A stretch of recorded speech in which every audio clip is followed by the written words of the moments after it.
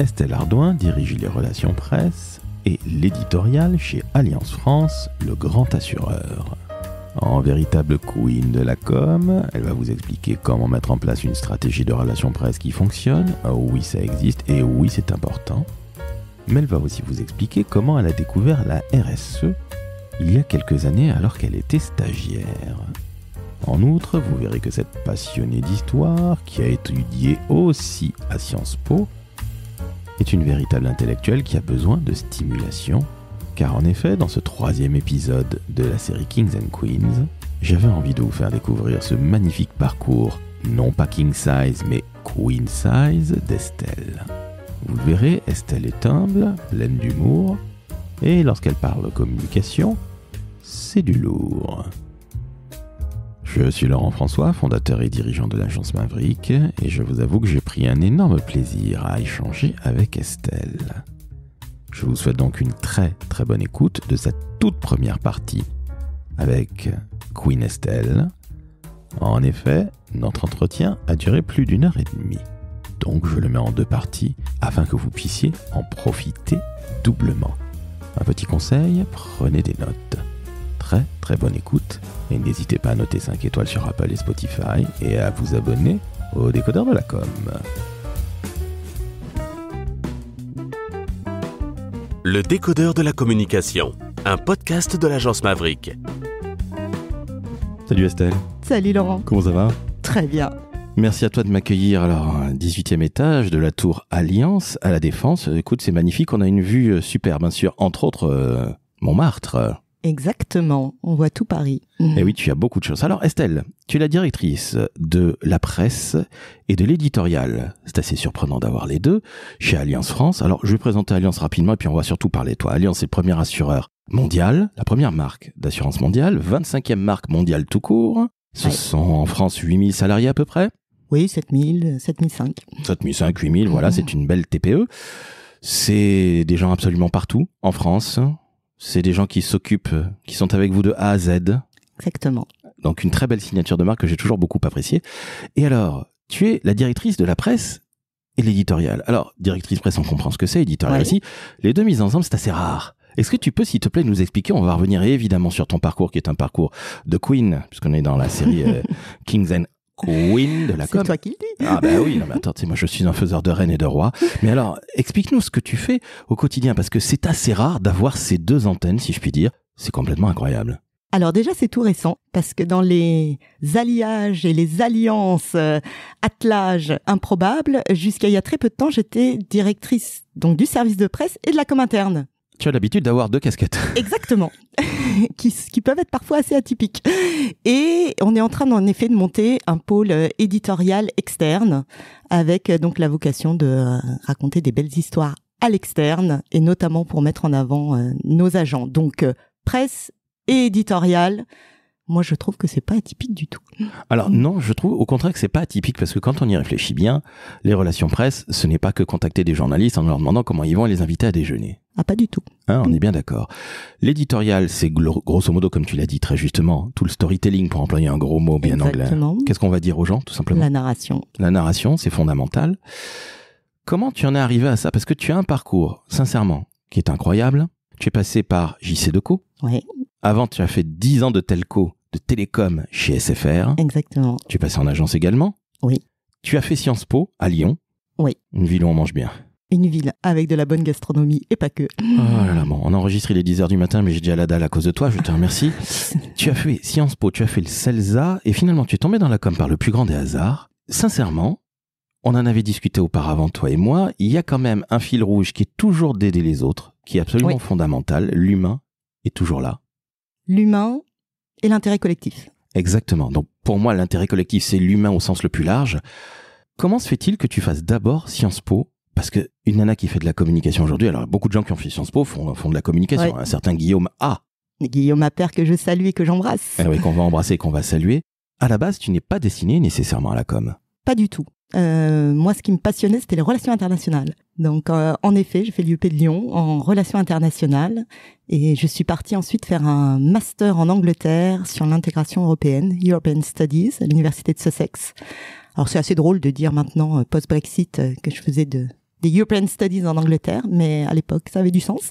Oui, c'était il y a 5-6 ans, bien sûr. Bien sûr. Oui, hors taxe. Mais non, mais bienvenue au club. J'ai fait aussi des études à London, comme on dit là-bas. Donc, tu es relations internationales. English speaking, bien sûr. Indeed. Allemand, je ne sais pas comment on dit allemand en allemand. Deutsch. Oui, pardon, excuse-moi, j'ai fait espagnol. Tu parles d'autres langues?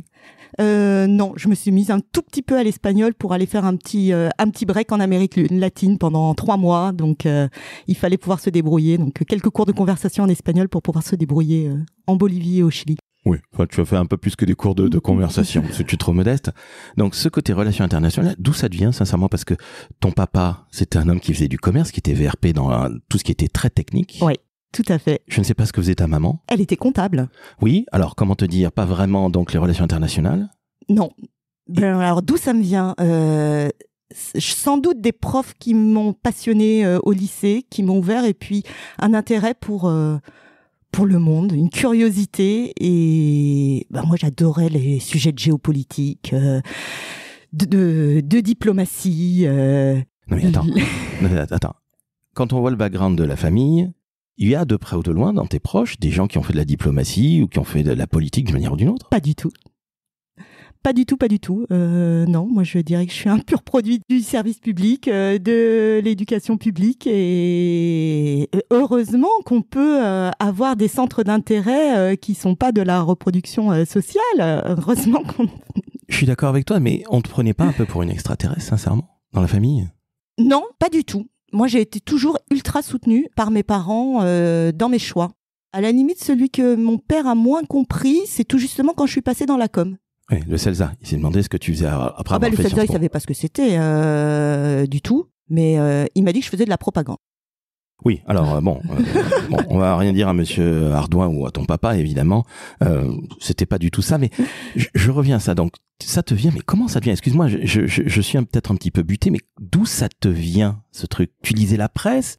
Je lisais pas mal la presse, oui. Ouais, c'est vrai qu'au lycée, je lisais Courrier International. J'étais passionnée d'histoire, donc j'ai fait présenter le concours général d'histoire. Donc histoire, ça veut dire enjeux internationaux, ça veut dire les conflits, le règlement des conflits, les grands rapports de force entre les États, entre les nations, le soft power, Et les alliances aussi, sans jeu de mots. Exactement. Mais alors, tiens, je te pose une question. Entre passionnée d'histoire, c'est quoi ta période favorite de l'histoire? Ah, moi, c'est le 19e siècle. Alors là, sans hésitation. Ah d'accord, ok. Révolution industrielle? Pas que la révolution industrielle, mais tous les régimes qui se sont succédés au 19e qui sont absolument hallucinants. Ah, donc en France, ce serait quoi, Napoléon? Ah on a eu Napoléon, on a eu le retour des monarchistes, on a eu la Première République, on a eu le Deuxième Empire, D'accord. Bon, alors je t'avoue que c'est une période que je connais absolument. Et étant passionné de la Première Guerre mondiale, ayant fait mon service militaire. Mais là aussi, on a des histoires d'alliance. Mais d'accord, ok, oui, donc, encore une fois, je te repose la question. Un prof d'histoire ou une prof d'histoire qui te fascine? Oui. Et puis à Sciences Po, première année, tronc commun. Deuxième année, on choisit une spécialité. Et là, relations internationales, tout de suite avec des profs passionnants. Moi, ce qui me fait vibrer, c'est la stimulation intellectuelle, en fait. Alors ça, on va bien le comprendre, rassurez-vous, chers auditrices et auditeurs. Vous verrez que Estelle est une fine lettrée, comme on dit. Ok, donc, Sciences Po. Ouais. Tu veux faire le collège de Bruges. Alors, explique. Ouais. Alors, qui ne s'appelle plus comme ça aujourd'hui, si j'ai bien compris. Il a un autre nom, English. J'ai pas suivi, en fait, les changements d'appellation. Il a un autre nom, je mettrai le lien dans la description du podcast. Tu veux faire, évidemment, donc, ce pourquoi tu as été quelque part formé, tu veux faire ce fameux collège de Bruges. La première année, tu passes à ras de l'avoir, tu es admissible, et tu es 12e sur 11 places. Oui, il y avait des quotas par pays, en fait, de l'Union. Et pour la France, il y avait 11 places. Et il faut qu'il y ait un 12e. Et la 12e, c'était moi. Pas de chance. Pas de chance. Donc, c'est un peu comme la 4e aux Jeux Olympiques. Exactement, à côté du podium. Exactement, juste à côté. Et là, tu dis, ça fait un peu suer. Tu te décourages pas pour autant? Non, je retourne. Tu fais une année où je crois où un peu entre guillemets pseudo-sabbatique, Ouais, hein. C'est une année césure, on dirait. Ouais. Avec des stages toujours au ministère des Affaires étrangères, au Conseil régional d'Alsace. Je travaillais avec la voïvodie de Wrocław en Pologne. Félicitations. Donc, j'ai dit absolument n'importe quoi. C'est pas du tout une année à la cool. C'est une année où tu te prépares quelque part. Tu vas emmagasiner de la culture de ce secteur-là, que tu avais déjà avec Sciences Po, évidemment. Et puis là, patatras. Eh ben, patatras, je vais plus à l'oral. Donc, il faut se réorienter. Il faut trouver un plan B. Et là, tu dis, je vais faire le CELSA parce que c'est encore une fois une histoire de rencontre, comme souvent dans les métiers de la communication. Exactement. Et surtout quand on a fait comme moi une école de commerce ou Sciences Po comme toi, on n'est pas nécessairement destiné à faire de la com. Et une histoire de rencontre fait que on te dit tu devrais faire le CELSA. Qui t'en parle ? Alors, qui m'en parle ? C'est très drôle, c'est une anecdote. C'est comme tu dis, c'est la vie est une histoire de rencontre. C'est Rémi Baudouin, qui est le neveu de Jean-Pierre Baudouin. Et Jean-Pierre Baudouin, fondateur de Information et Entreprise, qui est devenu IE consultant, professeur au CELSA. Et j'étais en stage avec son neveu au Conseil régional d'Alsace et il me dit, mais pourquoi tu fais pas le CELSA ? Et moi, je connaissais même pas. Donc, je lui ai dit, mais c'est quoi le CELSA ? et puis, j'ai regardé, je me suis renseignée. Puis, il y avait un DESS qui était créé sur les relations publiques européennes. Et je me suis dit, banco. Estelle, arrête de parler de DESS, s'il te plaît. On va parler de M2 parce que sinon, on va nous prendre Ça pour nous rajeunit pas. Non, on va nous prendre pour des gens qui ont un âge que nous n'avons plus. Qu'on n'a pas, pardon, excuse-moi. Non, mais donc, DESS, tu pousses un peu plus loin. Et là, au CELSA, avec le background que tu avais, tu t'es dit très sincèrement, qu'est-ce que je fais là, malgré tout ? Où est-ce que tu trouves ton kiff rapidement ? J'apprends des choses complémentaires. Je dirais que le socle de culture générale, il était déjà là. Mais je fais des très belles rencontres, notamment avec Jean-Pierre Baudouin, qui arrive à nous démontrer que la communication, c'est une science et qu'il y a beaucoup de compétences derrière et beaucoup d'analyse, notamment des parties prenantes, beaucoup d'écoute. Et je me dis, ah oui, pourquoi pas ? Et puis, ce qui finit de me convaincre, c'est mon stage sur le terrain. Stage sur le terrain dans une entreprise absolument magnifique, qu'on appelait BSN auparavant. Exactement. Qui s'appelle Danone. Voilà, que vous connaissez tous, on va pas présenter Danone quand même. Et là, ce qui est incroyable, c'est que tu découvres le développement durable. Exactement. Ce qu'on appelle RSE ou durabilité. Raconte-nous cette anecdote parce que, en fait, tu comprends tout immédiatement. Et il fallait le faire on va dire... 98. Voilà, fin des années 90. On est encore au 20e siècle. Je suis désolé pour celles et ceux qui nous écoutent et qui ont 20 ans et quelques. C'est le podcast de la préhistoire. 13e album, je te remercie. À bientôt. Merci beaucoup. Vous voyez comment on est tabassé par les invités, chères auditrices et auditeurs. Mon Dieu, merci Estelle. Non mais, la fin des années 90, tu comprends que le développement durable, ça va être un véritable enjeu pour les entreprises et toutes les structures, quelles qu'elles soient. Raconte-nous cette histoire parce que je pense pas que vous ayez été très nombreux à le comprendre à la fin des années 90. Eh bien, en fait, je débarque chez Danone pour mon stage de fin d'études à la direction de l'environnement. Donc déjà, je suis une communicante qui arrive dans une direction technique où, globalement, il n'y a que des ingénieurs agronomes. On me voit arriver comme un ovni. Et je prends en charge la partie environnement du premier rapport développement durable de Danone, donc au niveau groupe, au niveau monde. Et puis on se met à recevoir dans cette direction, parce que ça atterrit chez nous, parce que ils savent pas où les mettre. En fait, en courrier interne, ça fait des rebonds. Et des questionnaires assez bizarres qui sont des questionnaires de notation extra-financière, avec un volet sociétal, un volet environnemental. Et en fait, c'est pas trop quoi en faire de ces questionnaires. Alors, au début, il y en a un ou deux. Puis ça commence un peu à se systématiser. Et là, je me dis, il est vraiment en train de se passer un truc. Et je commence vraiment à creuser ces histoires de développement durable, comme on l'appelait à l'époque, avec les 3 piliers. Et je me dis, en fait, pour que les choses bougent dans les entreprises, il faut convaincre les sphères financières de l'intérêt du développement durable.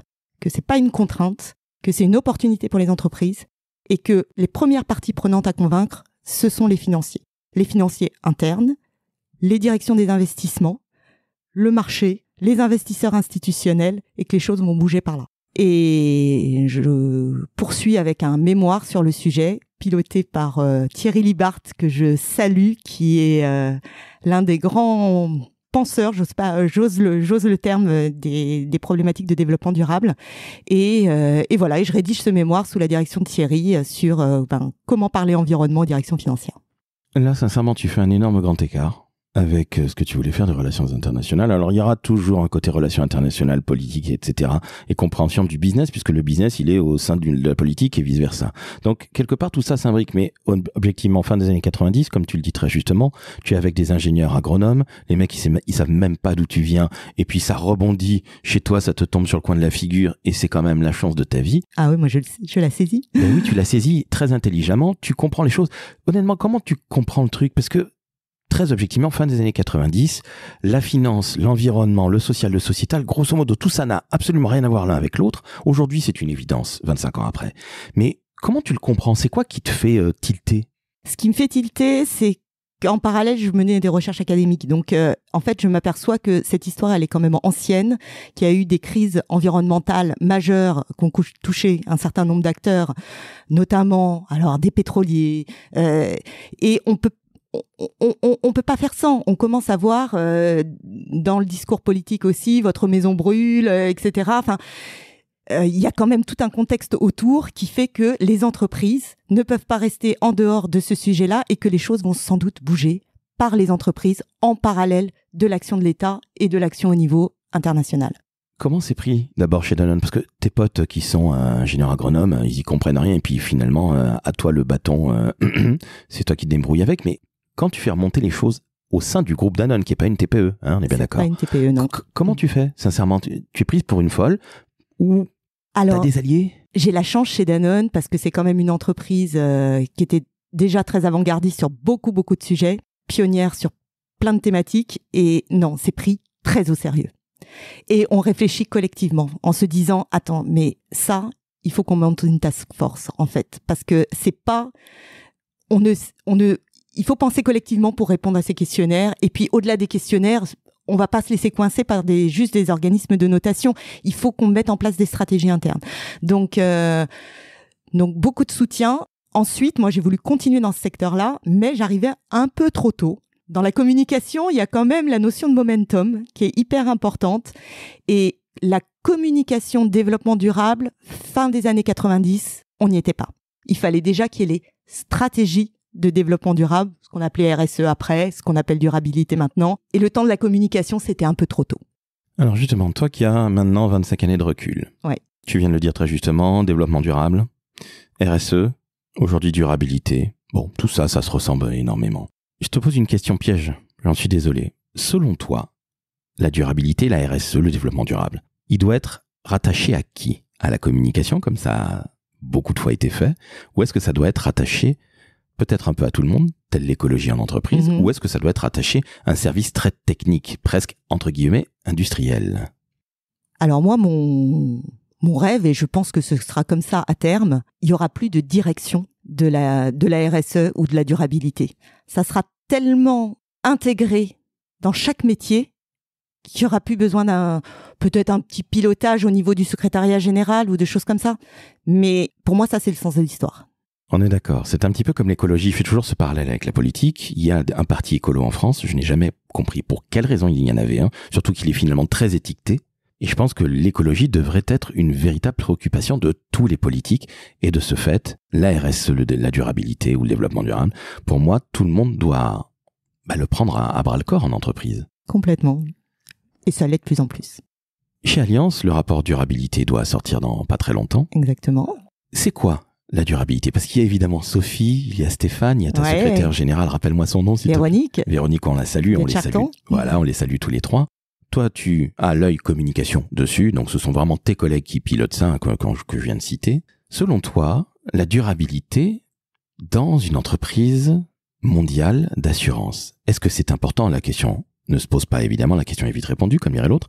Mais qu'est-ce que c'est très concrètement? Parce que je pense qu'il y a énormément de nos auditrices et auditeurs qui ne comprennent pas qu'une boîte d'assurance s'investisse dans la durabilité, dans l'environnement, entre autres le social et le sociétal. Est-ce que tu peux nous expliquer ça, s'il te plaît, Estelle, ce que vous faites chez Allianz? Parce que vous faites vraiment beaucoup de choses et ça date pas d'hier. Et en plus, vous avez, pour un groupe d'origine allemande, vous avez, pardonne-moi l'expression par avance, des positions très couillues.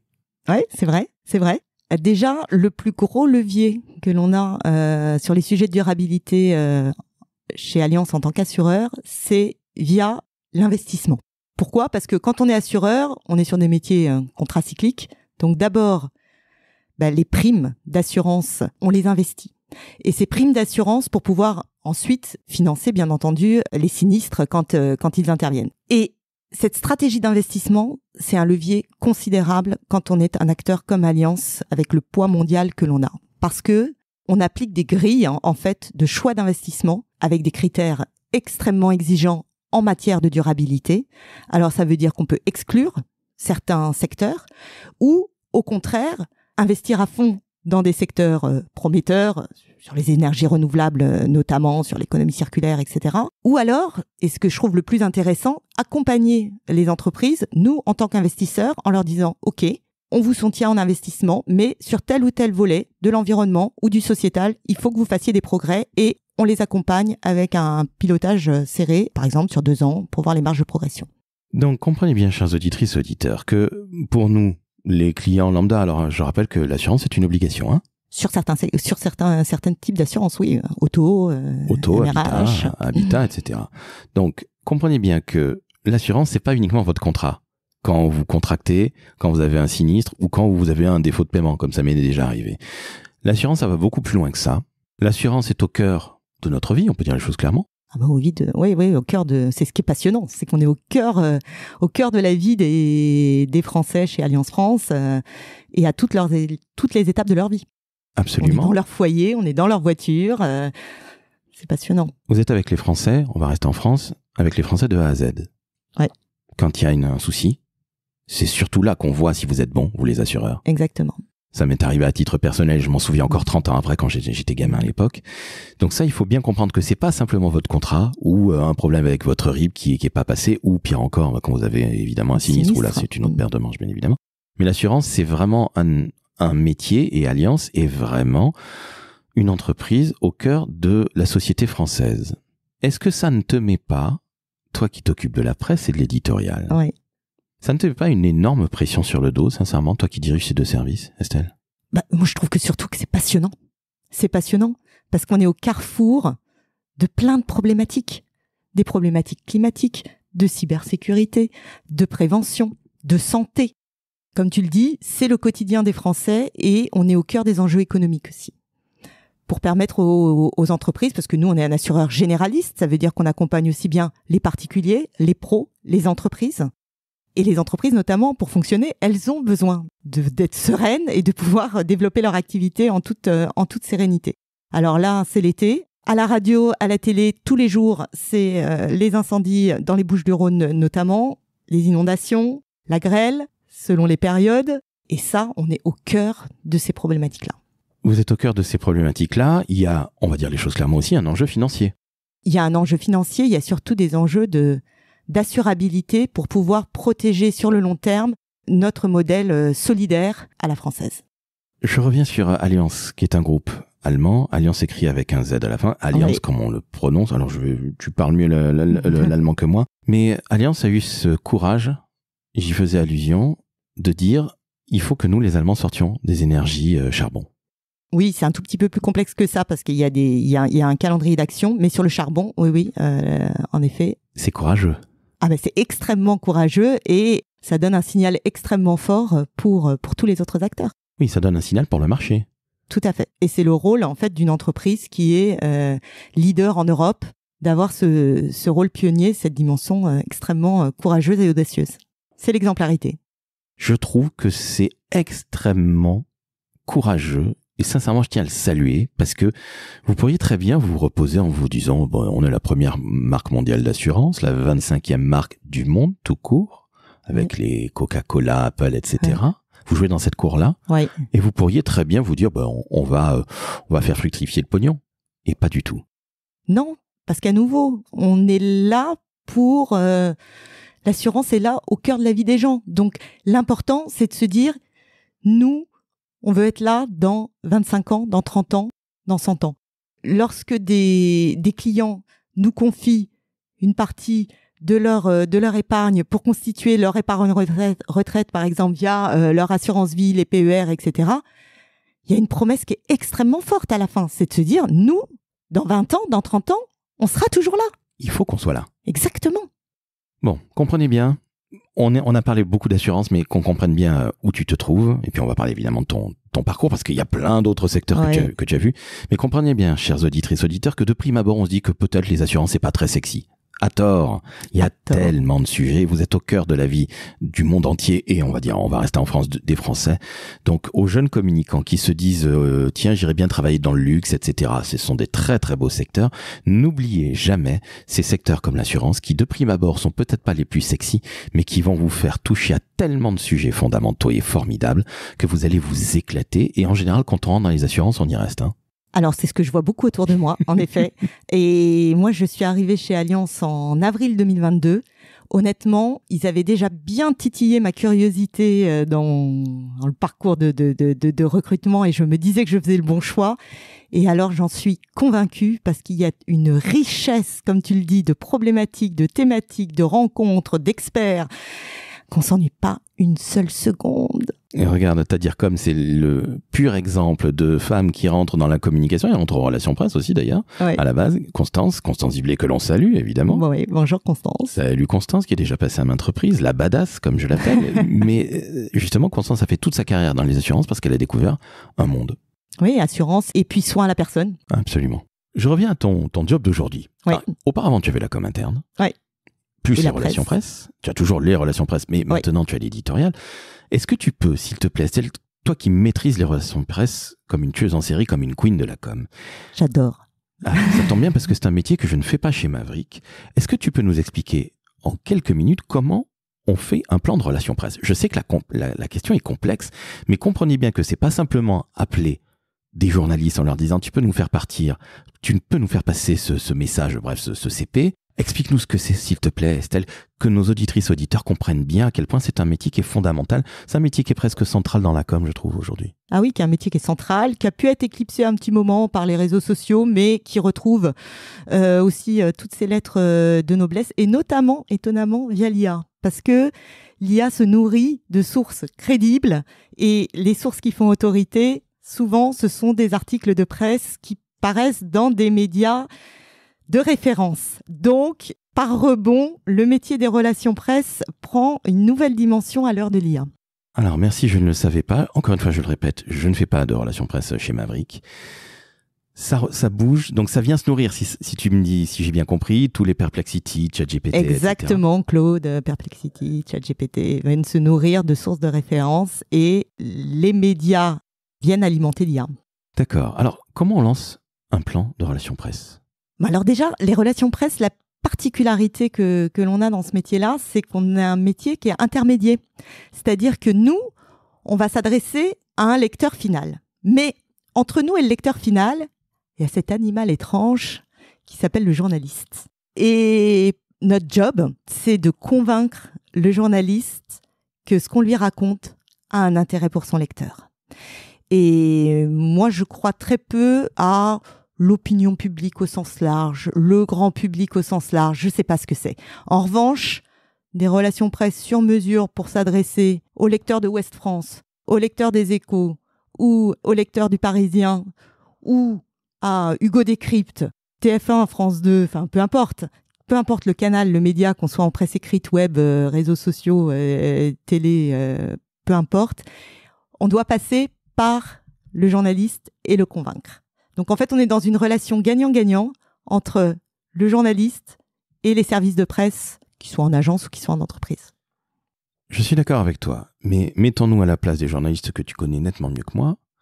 Ils reçoivent des tonnes et des tonnes de CP ou de DP, de dossiers de presse. Comment tu réussis à capter leur attention ? Parce que ah oui, non, mais ils reçoivent 200, 300 communiqués par jour. Et ça n'a globalement aucune espèce d'intérêt. Souvent, il y en a les 2 tiers qui sont à côté de la plaque. Et encore, je trouve que 2 tiers, c'est assez peu. Comment tu réussis à faire tilter ce journaliste ? Alors déjà, il faut lire. Il faut connaître la presse. Il faut lire ce qu'écrivent les journalistes. On ne peut pas s'adresser à un journaliste si on ne sait pas ce qu'il a écrit la veille, la semaine dernière, le mois dernier, précisément, sur quelle thématique il écrit, sous quel angle. Donc il y a vraiment un travail de lecture, d'intérêt, d'écouter, de s'intéresser à ce qu'écrivent les journalistes pour déjà bien cibler. Ça, c'est essentiel. Alors, ce qui veut dire que tu vas connaître Jean-Étienne Labrouche qui écrit dans Ouest France sur tel ou tel sujet, par exemple l'économie. Donc, tu sais très bien ce qu'il a écrit. C'est indispensable. C'est indispensable. Parce qu'en fait, c'est terminé l'ère où on envoyait des communiqués de presse à un fichier de 150 ou 200 journalistes plus ou moins qualifiés sur un sujet générique. Ça n'a aucun intérêt. C'est de la haute couture, les relations presse. C'est du sur-mesure. C'est extrêmement chronophage. Mais il faut savoir que si je contacte telle personne au Parisien, c'est parce que Alliance est légitime sur le sujet, qu'on a quelque chose de nouveau à raconter. Il faut qu'il y ait une actu, parce que les journalistes, ils fonctionnent quand même sur l'actu. Il y a du sujet chaud, il y a des sujets froids. On peut être aussi sur des études qui ont des durées de vie plus longues, par exemple. Mais il faut qu'on soit légitime, qu'on ait un point de vue et qu'on apporte quelque chose de nouveau avec une actu. Et qu'on connaisse parfaitement le journaliste auquel on s'adresse. C'est pas le connaître personnellement et lui taper dans le dos et déjeuner avec lui. Ça, c'est pas ça. Ça, c'est une vision passéiste des relations presse. C'est de savoir ce qui intéresse son lecteur final. Parce que le journaliste, finalement, c'est qu'un intermédiaire pour nous. Nous, ce qui nous intéresse, c'est que Laurent François, qui lit Le Parisien, va savoir ce que pense Alliance des sujets d'assurabilité ou bien ce que fait Alliance sur la prévention pendant l'été sur les routes de Loire-Atlantique. Alors, c'est passionnant, mais comme tu dis, ça doit être éreintant, tellement il faut comprendre le lectorat, qui est multiple, même pour un journal ou même n'importe quel organe de presse. J'ai inclus dans la presse, évidemment, le digital. Hein. C'est extrêmement complexe. Sincèrement, comment tu fais ? Je suis pas toute seule. Déjà, moi, je salue l'équipe, Anne-Sandrine Simati, Sandrine Pichavant, Samy Amrani, notre alternant. Et voilà, c'est un gros travail d'équipe, c'est un gros travail de priorisation et c'est un gros travail d'éditorialisation. Parce que dans les relations presse, il faut aussi éditorialiser. C'est-à-dire qu'il faut trouver un angle qui va accrocher le journaliste pour qu'il ait envie d'écrire sur le sujet. Un angle qui va intéresser son lecteur final. Tu te rends compte de ce que tu me dis ? Moi qui suis un béotien en relations presse, j'en ai jamais fait dans ma vie, ni de près ni de loin. Mais j'ai toujours été très surpris et très heureux de voir que tu avais des marques qui se développaient très très fortement au travers de ce prescripteur d'opinion qui est le journaliste et qui va parler justement à son auditoire, ses audiences. Mais finalement, c'est l'art de la persuasion à l'état pur. Quelqu'un qui est sursollicité, qui pense pour les autres. Tu connais les autres, tu dois connaître l'autre sans nécessairement lui taper dans le dos. Le côté attaché de presse, non, salut, c'est terminé, ça. C'est fini et tant mieux. Mais tu imagines bien quand même que c'est l'art de persuader de manière dans la quintessence, dans sa quintessence. C'est pour ça qu'il y a de la diplomatie dans tout ça. Il y a de la persuasion, mais il y a surtout une dimension facilitatrice. Parce que nous, on va faciliter la vie aux journalistes. C'est-à-dire que dans la masse d'informations, à partir du moment où un communiqué de presse il est bien anglais, qu'on raconte une histoire, tout d'un coup, c'est pas une info brute. Il y a un message qui se dégage.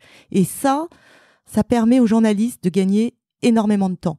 Et c'est ce qui fait des bonnes relations entre des responsables de presse et des journalistes. C'est pour ça que je dis qu'il y a une relation gagnant-gagnant. Ça doit représenter un travail colossal, justement. Je vais employer un mot avec beaucoup de très très gros guillemets. Tu facilites le travail du journaliste pour qu'il comprenne ce dont il retourne, voir si c'est intéressant via l'angle que vous avez mis en place, que vous avez choisi, avec ton équipe. Mais quel travail, sincèrement. C'est un gros travail. Après, on n'est pas là pour faciliter la vie aux journalistes pour tout et rien. C'est-à-dire que nous, on déroule une stratégie de relations presse qui est au service de la stratégie d'entreprise, bien entendu. Donc, ça, c'est essentiel de le garder en tête et ce qui permet en fait de choisir ses sujets et de choisir ses combats. Parce que comme tu dis, c'est extrêmement chronophage. Donc, il faut faire des choix. Et des choix pour avoir de l'impact. Par exemple, je vais te prendre un exemple concret. On a fait une très très belle opération presse pilotée d'une main de maître par Anne-Sandrine Simati il y a quelques mois. Le 3 mai dernier, épisode de grêle à Paris, en région parisienne, sur certains départements de la région parisienne. 10 minutes, des grêlons énormes, énormément de véhicules impactés qui se retrouvent avec des impacts carrosserie, des traces de grêlons partout sur les carrosseries. Nous, en tant qu'assureurs, qu'est-ce qu'on fait ? On est là pour accompagner nos clients. On déploie des usines de débosselage qui permettent en fait de passer ta voiture sous un scan, d'identifier tous les impacts de la grêle sur ta carrosserie, donc de faire un diagnostic hyper précis. La plupart des clients qui sont venus pensaient qu'ils avaient 20, 30 impacts de grêle. Souvent, le scan démontrait qu'on avait plutôt 150, 170 impacts. Et ensuite, usine de débosselage, ça veut dire quoi ? Ça veut dire des débosseleurs, parce que j'ai découvert le métier de débosseleur. C'est un métier extrêmement pointu, à la main, où on débosse, faut débosseler les véhicules. Là-dessus, qu'est-ce qu'on propose, nous, en relation presse ? Notre objectif, c'est quoi ? Notre objectif, c'est de démontrer que, comme tu le disais, on est auprès de nos clients de A à Z. Il y a un sinistre, il y a de la grêle. Nous, l'objectif, c'est de démontrer qu'on accompagne nos clients dans ces moments critiques pour eux parce que leur véhicule est impacté. Eh bien, qu'est-ce qu'on fait ? On monte des dispositifs qu'on appelle clés en main pour les médias et notamment pour la télé parce que c'est extrêmement visuel, une usine de débosselage. Donc, qu'est-ce qu'on fait ? Anne-Sandrine, elle décroche son téléphone et elle fait venir France 2, M6, elle fait venir en radio RTL qui raconte les choses et qui suit des parcours clients comme ça, de clients qui viennent faire débosseler leur véhicule et qui peuvent témoigner de la qualité de service d'Alliance qui les a accompagnés pendant cette période-là. Donc, ce clé en main, pour la télé, ça veut dire quoi ? Ça veut dire qu'il faut des images indispensables. Eh bien oui, il y a des usines de débosselage. Il y en avait. On est allé en l'occurrence sur le site d'Elancourt où il y a une usine qui a été. C'est un gros dispositif parce que ça veut dire trouver un bail, trouver un lieu, signer un bail, installer les équipes de scan et de débosselage qui restent en général pour des périodes longues, 6 mois. Et là, je peux te dire que et aux auditeurs que les journalistes télé étaient ravis parce que ils ont pu avoir du clé en main, c'est-à-dire du témoignage client, du témoignage expert, du témoignage de débosseleur, des images. Et leur reportage, il était monté. Et tout ça, ils font ça en combien de temps, en moyenne ? Là, en général, ils ont quand même passé 2 heures. Oui, voilà, 2 heures. Donc, ce qui peut paraître très long pour toi, mais en général, c'est beaucoup plus court, si je dis pas de bêtises. Et après, pour un sujet de 20-30 secondes. Mais qu'une équipe télé se déplace 2 heures, c'est énorme. Sachant que la plupart du temps, on est prévenu, c'est des sujets qu'on leur a proposés clés en main, mais des fois, on peut être prévenu par les équipes télé à 16h30 pour le 20h. Oui, c'est ça. C'est-à-dire qu'il faut savoir agir très très vite par moment. Oui. Il y a des sujets un petit peu plus froids. Tout à fait. Quand on est sur une actualité qui est brûlante comme celle-là, il faut aller très très vite. C'est pas évident à organiser. Et je pense néanmoins qu'il y a quand même un intérêt des médias. Il faut beaucoup les convaincre. Ou est-ce que finalement, je vais pas dire que ça se fait tout seul, mais c'est peut-être un peu moins difficile qu'à l'habitude. Alors, déjà, la grande chance qu'on a, c'est que moi, je travaille chez Alliance France. Et comme tu l'as dit, la marque. Alliance, c'est une marque connue. C'est quand même beaucoup plus facile. Dans ma carrière, avant, j'ai travaillé pour des acteurs qui étaient moins connus. Je t'avoue, quand tu décroches ton téléphone et que tu travailles pour un acteur absolument inconnu dont personne n'a entendu le nom, c'est quand même plus difficile. Alliance, c'est une carte de visite extraordinaire qui peut, des fois aussi, auprès des journalistes, évoquer des réticences. Bon. Il faut convaincre. Ouais. Après, pour répondre à ta question, il y a ce qui est clé dans les relations presse, c'est la temporalité. Tu vois, sur cet exemple que je t'ai donné du débosselage, l'épisode de grêle, il a eu lieu le samedi 3 mai. Dans les médias, on en parlait dès le samedi soir. Seulement, moi, ce que je t'ai expliqué, c'est que l'usine de débosselage, elle s'installe pas en 24 heures. Ce n'est pas possible. Il a fallu 10 jours. 10 jours, le temps de trouver des espaces, de signer les baux, etc. Alors, comment est-ce qu'on fait pour rebondir quand 10 jours après, comme tu le dis, dans l'actu chaude, on est passé à autre chose, Des fois aussi, dans les relations presse, il y a des moments où on a des temps de rebond. Ce qui s'est passé, c'est que nous, notre dispositif, il était totalement prêt et malheureusement, on le sait, les épisodes de grêle, c'est extrêmement saisonnier et que sur la période du printemps, entre printemps-été, mai-juillet, on sait qu'il va y avoir plusieurs épisodes de grêle, malheureusement, pour nous, en tant qu'assureur. Mais ce qui s'est passé, c'est que 10 jours après, l'usine était prête. Et il y a eu un nouvel épisode de grêle, pas à Paris, mais dans le sud-ouest. Et là, les journaux télé, ils sont revenus. C'est là qu'ils sont venus filmer chez nous pour voir ce dispositif de débosselage qui peut être déployé partout en France. Donc en fait, il faut être très agile. il faut être tactique, il faut être agile. Et quand je dis tactique, pour moi, c'est pas du tout incompatible avec stratégique. Moi, j'aime être stratégique et tactique. Stratégique, ça veut dire quoi ? Ça veut dire qu'on creuse un sillon. Les relations presse, c'est pas une succession de coups. Ça ne marche pas. Les relations presse, c'est creuser un sillon qui est en soutien de la stratégie de l'entreprise. C'est quoi notre objectif ? C'est de travailler la qualité de la relation client. En tant qu'assureur, on est dans l'anticipation. Ça veut dire que, en tant qu'assureur, on est dans l'engagement. C'est ça nos grandes thématiques. Et ensuite, il faut être tactique pour savoir rebondir sur l'actualité correctement et créer l'actualité aussi quand il n'y en a pas, avec des actus froides, des études, des sondages. Allez surprendre. D'accord. C'est bien le cas de le dire, tu es toujours en veille. Oui. Je trouve ça épuisant. Non pas la manière dont tu nous en parles, parce que c'est absolument passionnant. Mais je me dis, mais mon Dieu, moi je deviendrais cinglé, je te le dis très sincèrement. Toi, ça fait quelques années que tu maîtrises ça. Sandrine, Anne-Sandrine, et rappelle-moi le nom. Samy. Samy, on les salue tous les trois.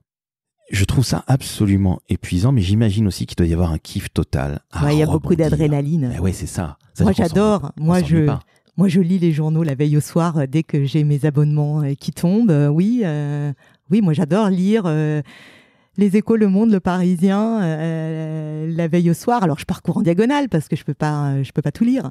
Mais oui, moi, ce que j'adore, c'est qu'en fait, on arrive le matin, on sait jamais de quoi nos journées vont être faites. Et il n'y a pas de routine. Il n'y a pas de routine. J'ai une petite question comme ça qui me vient à l'esprit.